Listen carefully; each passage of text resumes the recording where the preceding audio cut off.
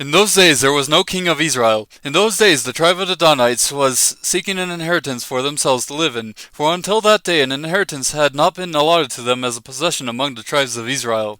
So the sons of Dan sent from their family 5 men out of their whole number, valiant men from Zorah and Eshtaol, to spy out the land and to search it. And they said to them, Go, search the land. And they came to the hill country of Ephraim, to the house of Micah, and lodged there. When they were near the house of Micah, they recognized the voice of the young man, the Levite, and they turned aside there and said to him, Who brought you here? And what are you doing in this place? And what do you have here? He said to them, Thus and so has Micah done to me, and he has hired me, and I have become his priest. They said to him, Inquire of God, please, that we may know whether our way on which we are going will be prosperous. The priest said to them, Go in peace. Your way in which you are going has the Lord's approval.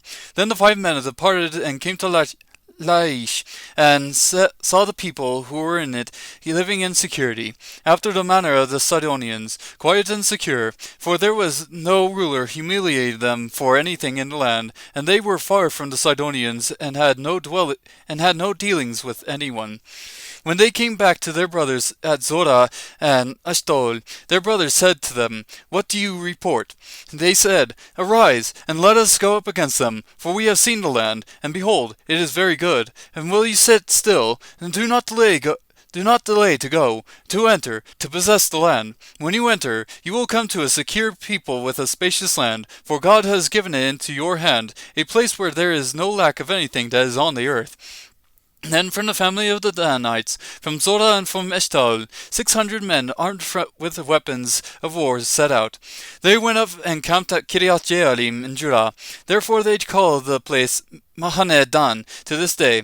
Behold, it is west of Kiriath Jearim. They passed from there to the hill country of Ephraim, and came to the house of Micah. Then the 5 men who went to spy out the country of Laish said to their kinsmen, Do you know that there are in these houses an ephod and household idols, and a graven image and a molten image? Now therefore, consider what you should do. They turned aside there, and came to the house of the young man, the Levite, to the house of Micah, and asked him for his welfare. The 600 men, armed with their weapons of war, who were of the sons of Dan, stood by the entrance of the gate. Now the 5 men who went to spy out the land went up and entered there, and took the graven image and the ephod and the household idols and the molten image, while the priest stood by the entrance of the gate, and the 600 men armed with weapons of war. When these went into Micah's house and took the graven image, the ephod and the household idols and the molten image, the priest said to him, What are you doing? They said to him, Be silent, put your hand over your mouth, and come with us, and be to us a father and a priest. Is it better for you to be a priest to the house of one man, or to be a priest to a tribe and a family in Israel? The priest's heart was glad, and he took the ephod and household idols and the graven image, and went among the people. Then they turned and departed, and put the little ones and the livestock and the valuables in front of them. When they had gone some distance from the house of Micah, the men who were in the houses near Micah's house assembled and overtook the sons of Dan. They cried to the sons of Dan, who turned around and said to Micah, What is the matter with you, that you have assembled together? He said, You have taken away my gods which I made, and the priests which I have gone away, and what do I have besides? So how can you say to me, What is the matter with you? The sons of Dan said to him, Do not let your voice be heard among us, or else fierce men will fall upon you, and you will lose your life, with the lives of your household.